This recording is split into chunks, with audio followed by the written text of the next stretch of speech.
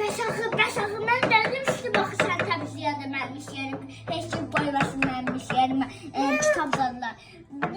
Mən də demişdim ki, onlar da arada qoya bilərik. Nə oldu? Olmaz da dedim. Oranı güzel təmizləmişsin. Görsən ki, heç nə də. Və bəbəsi doğuldu onların. Bəbəsi doğulandan sonra mamasını pişirib bəbədədir. Sonra yapan pesini dəyişir, yemək verir ona da. Yukarıda öz iş yerində kompüterlər iş görür. Həmişəki kimi olur.